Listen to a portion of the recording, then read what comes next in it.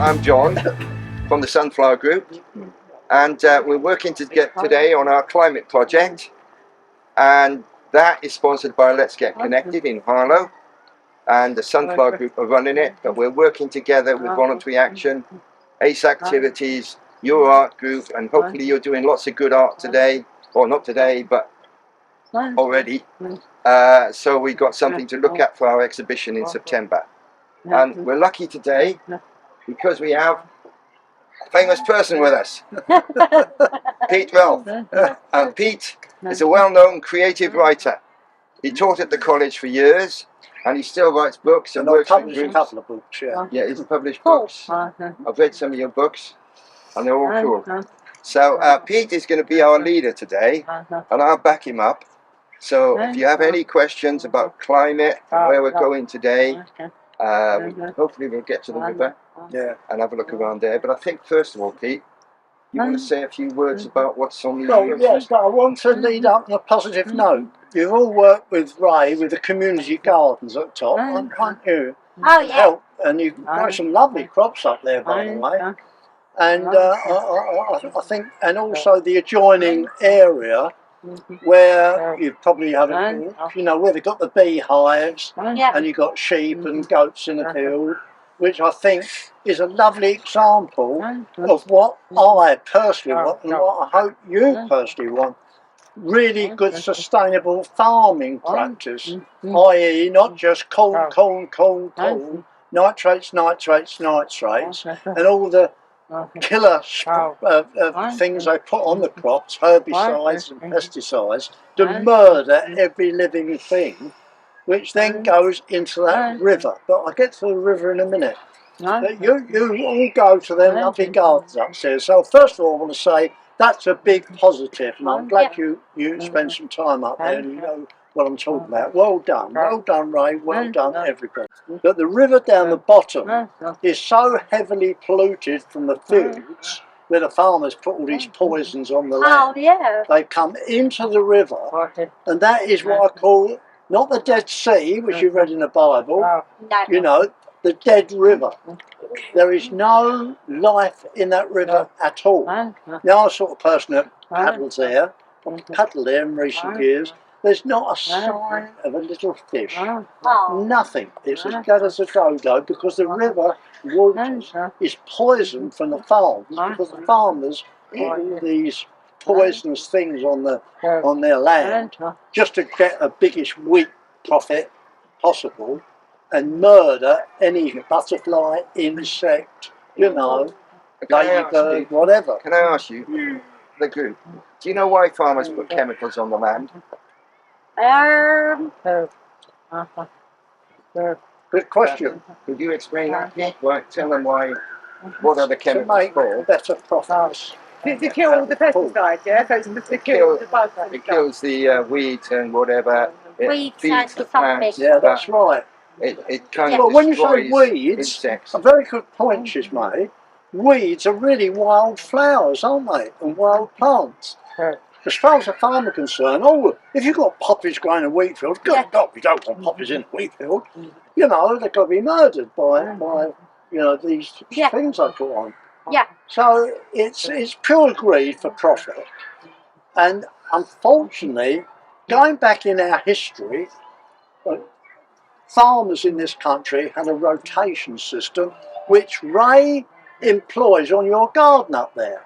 There's a little bit of rotation going on, which means the soil in your garden that you'll help do is what they call sustainable, so it can go on and grow crops, but in different places at different years.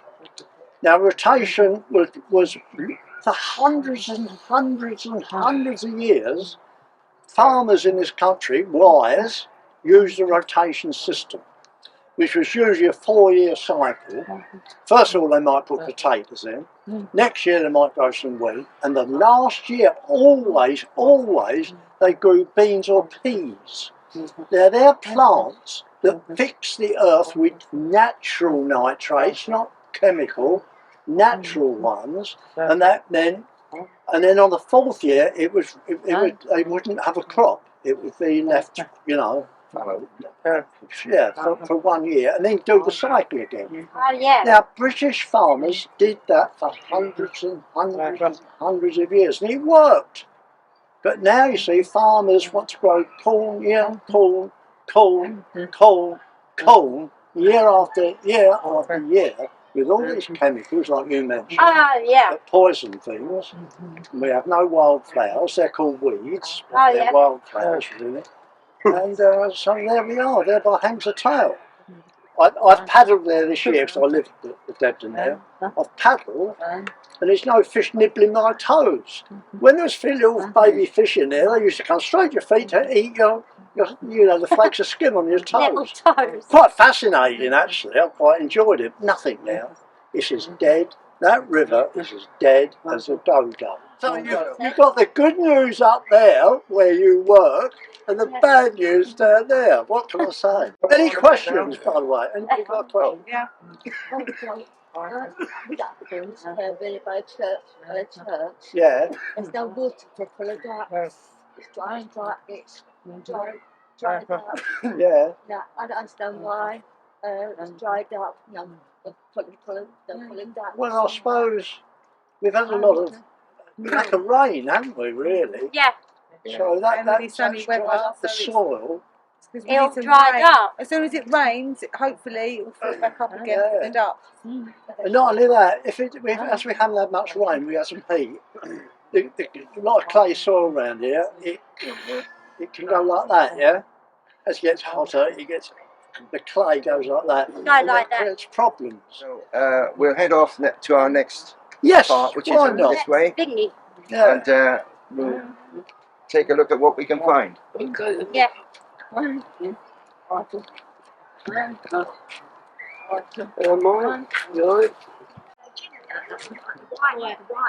Always look dry.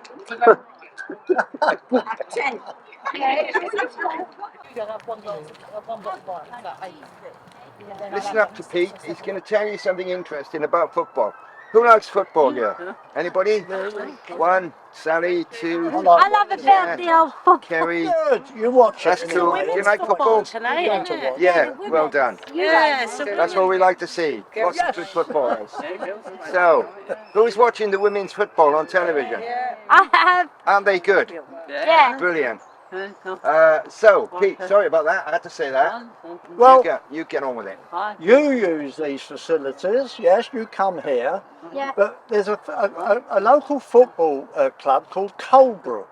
Oh, yeah. They run all the football, and often they have games on that pitch the other side of where you meet, and on this field, you know. And what is marvellous, I come up with Ray one day, Saturday, and there was 2 women's teams playing each other that side, and 2 women's teams playing this side. And I was overwhelmed. I thought, God, this is a local club doing a wonderful, wonderful job here in encouraging football and including women's football. Oh, yeah. And they're not after all that big stuff and fancy bloody. This is amateur, encouraging amateur football, Oh, which yeah. is lovely to watch, and also, of course, you know, it's a British game, isn't it? Yeah. A well-played game of football is worth watching, isn't it? You know, I say. Pete, can I ask the group, why is football important to us as well? What does it give us? Exercise. Absolutely, Kerry. Exercise. And why is exercise important? What does it do for us? Give us really good health. Good health, Well done. stops us getting fat. Yeah, lots of good things about exercise. So if you play football or play games of any sort, or just doing a little bit of walking like today, brilliant for your health. Very important. Also part of the climate idea and concept that we keep fit, we keep healthy, and we eat properly. Thank you. Well done. Yeah. Thank you, Pete. Oh, that was nice. That was good. Yeah. Okay. Next bit. Pete, we've been doing some tree planting here, you might notice. And Sally here is going to tell us a little bit about what the idea of that. But again, it's part of the climate project. And, you know, we need more trees. trees are healthy because they give out oxygen. Yeah. So this will come in a couple of years. This will be a nice long hedge of trees there growing up. So Sal, tell us more about fingers that. crossed. Okay, all these trees were from, we applied for something, it was called for the Queen's Jubilee, the Green Canopy. So we had different funds for different things. We applied for another one which was the arts, sorry Ray, applied another one for the art thing. But this was a green canopy, and it was all about if you could do anything that was helping the environment. So we chose to plant trees. So we'd all been locked away because of COVID, all the staff. We no longer have an office, we all work from home, and we wanted a team building day. Oh yeah. So some of them might have murdered me, but I suggested a nice day of tree planting. Spas and that were suggested, but the tree planting won. So we all came along, about 20 staff, and we don't get to see each other, it's all different projects, so it's a nice social thing to do as well. And everyone really, really enjoyed it. So we've still got some more up the top to plant in November time. Yeah. And we can come back here and look every year and see what we've done. So it's a worthwhile thing to do, and everyone had fun. Yeah, brilliant, Sally. Yeah, and you can see they're already growing away. Yeah, they've done okay. They've all taken the looks of it. Come and help you. No, we rarely do it. Yeah. It was just staff. Oh, I No see. volunteers or anything. It was just staff, which is quite rare. But the gardening groups have done lots and lots of tree planting, loads. We've done one whole row across there, and actually we hadn't finished. So another day, the following Thursday, our gardening group came down and they did plant some of these, but not on that day. Yeah. No. Yeah. Yeah, really good, really worthwhile. Thank you, Sally. Yeah,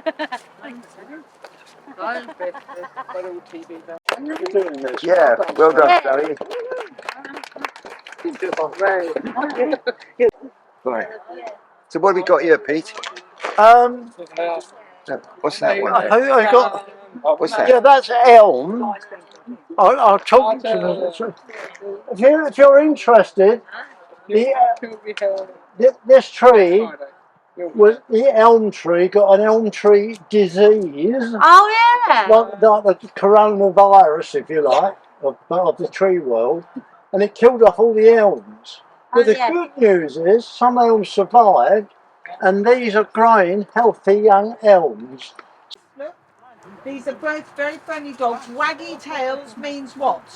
Happy. I think that's the smell of the country. Get a grip out of them. All right, Deborah. Lovely to see you today, and thanks for taking the time out to meet our ACE group. If you could perhaps explain a few things about the stables and what you do here, just Be a pleasure. yeah, thank you. Thank you very much. Okay, so welcome everybody.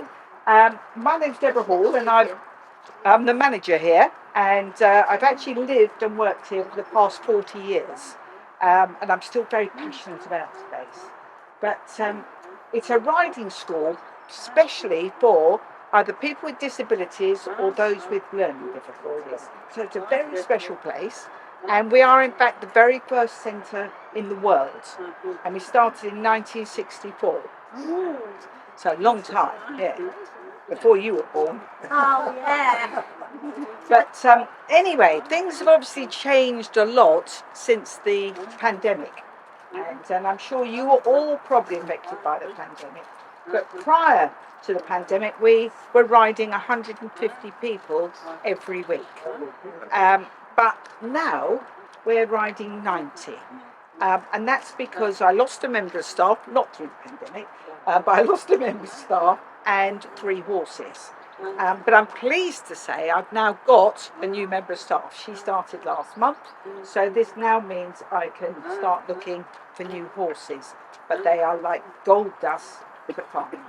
How many horses do you have, Deborah? When I've got a full complement, it's 14. 14. 14. But at the moment I've only got 11. Right. All right, and we have ponies up to horses. And in a minute we'll find you. I haven't got that many horses here at the moment, so some are turned out and some are being ridden. But I'm just going to tell you a little bit about what I'm looking for when I buy a pony. And the first thing I'm going to look at, believe it or not, is their eye. So I'm going to look at their eye and see if it's a kind eye. And if it looks a little bit like a camel or a cow's eye, then generally they're going to be a nice person. I know that sounds fun, but if you've got a little piggy eye, I'm not going to go there. And then I'm going to look at the pony complete. I'll stand back and look at it. I don't have it so long that I could put 4 children on all in one hit, or it's got such a big head it's going to be on the floor. It's all got to be in proportion, so it's all got to fit. And if it is a nice person and all that happens, then they're going to come back here. Well, I'm going to see it written, and then I'll probably ride it. And if I like it, it will then come back for a fortnight's trial. Because at the end of the day, the most important person in all of this is the pony. And if after the pony's had its fortnight's trial and it's happy, it stays. But if after a period of time it's not happy, I will always offer the pony back to the people I bought them off, so that they know I'm not just going to sell it off. And I think people get reassurance from that. But anyway, as an organisation, we are totally dependent on volunteers. And for our new riders, we might have 3 people. So we're going to have a leader who's in charge of the pony and 2 side helpers, one either side of the rider to give them certainly moral support, perhaps a little bit of physical support too. But what we're striving for is independence. And we do have riders. Have you heard of the paras? The para competition, Paralympics.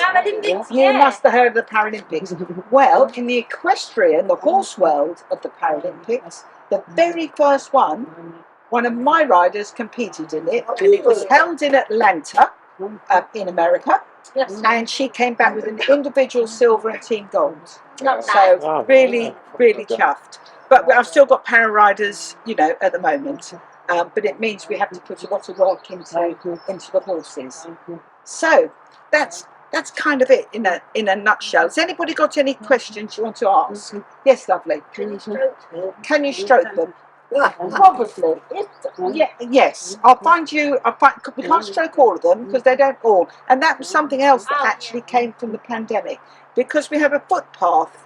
The lane is a public footpath, and everybody found us who didn't even know we existed. And people were just used to walk in and just stroke the horses, and they got so fed up with it. But I love qualifiers. you could say hello to Bill, though. He won't mind. This is, unfortunately, these ones are empty. Bertie, come and say hello. Berth. Come on. Now, here he comes. Right, now, when he's got, there you go. But when he's got his ears, like that, when his ears are pricked forward, what does that mean? Hearing. Well, he does listen with his ears, you're absolutely right, but it actually means he's happy or he's interested, okay? If his ears are in the middle, he's just, just switched off, not really taking things in. But if his ears go right back, that means he's unhappy, all right? A bit like a dog that sticks his tail between his legs. Yeah. Well, with a horse, it's the ears that go backwards. Oh, yeah. All right? So I want to see happy horse, all right? See. Okay. And when you come past, do have a look at, because you probably think he's white, but in actual fact he's called a grey. Right. And he's got little spots all over him. Oh, yeah. They're all in their summer coat at the moment, so Oh, in the winter they grow a great big thick coat to keep them nice and warm. Oh, yeah. But he's lost his winter coat, got his summer coat, and all these little spots, it means he's called a flea-bitten grey. Funny name, but he's a flea-bitten grey. But not really flea-bitten. But he's not. No. His real name is Bilbo Baggins. Oh, yeah. And he's just so kind. And this morning we had the farrier. Who knows what a farrier is? No? A farrier is it's another name for a blacksmith. It's the man who comes to put the shoes on the horse's feet. Oh, yeah. Their feet grow just like your fingernails do. All right?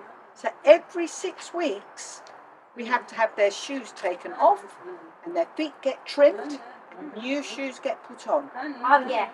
I don't have shoes on the back. Actually, it's safer and it's cheaper. Yeah. For a pair of fronts, it's about £58. So, and when I was a child, for the maturer people here, a set of shoes was 10 shillings. So, 50p. But now it's £58 just for fronts. And they don't need ones at the back. Well, no, they don't. They carry more weight on the front. They've got the head and neck, and so no, they don't. But Then, if you want a picture of me with a horse, you have to press the white button to take a picture. You think you've got some apples? you love horses. I think he loves you too. And with a horse, when you say hello to a horse, you put your hand that way round. If it were a dog, Oh yeah. that way round. Oh yeah. Right, completely different. So, dog, back of the hand, a horse, the flat of the hand. And sometimes they will lick your palm of your hand, and that's because yeah. they like the salt out of your skin. All right? Oh yeah. So there we go. You went to have a look at my bag. Do you like my bag? Going to for a dog. So what's this? Liverpool. Yeah. No. Liverpool. Okay, just let somebody else have a go, lovely. All right. Hello, my boy. All right? Good man. Right, you're going to come and say hello? Give us a little stroke. I'm good with that, sis. Would you like to? Go on then, you do it. You do it. I promise you, she's so down. Yeah. Have a go, Mark. Have a I go. do it like that. Should we do it together? Easy, go. Come see how I do it on the neck. That's it. Go on, you touch. That's all right. She's not looking at you. Yeah. She's only looking at you. She's not going to do anything. I've done it. Sis. There you go. It's a nice I little don't know. sis. I must admit, I don't Can't get a picture. I won't get in it.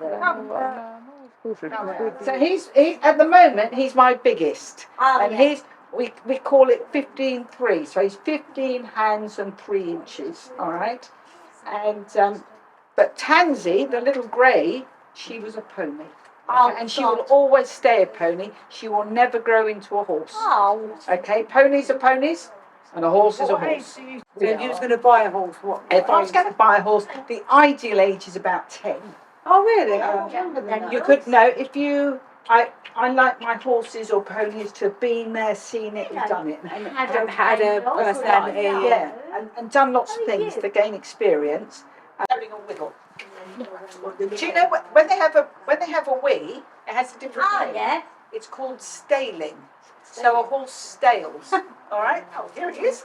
Hello. So this is Jack. Now It's lovely, isn't it? here, up here is his withers. Oh yeah. Okay, that high point there. Yeah. Right up there. Yeah. That's called the withers, and it doesn't matter if his head is up in the. Oh, you're lucky. Oh cool. Don't get off! Don't get off!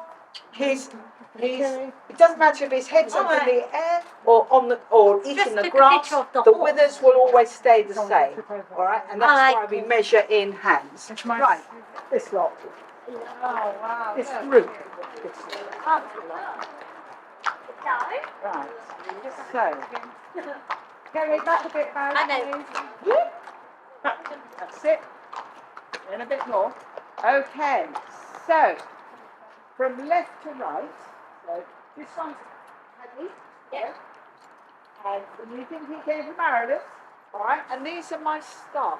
Oh So yeah. we have Gaynor, Gemma, Emma, and Jasmine. And I did that without a hiccup.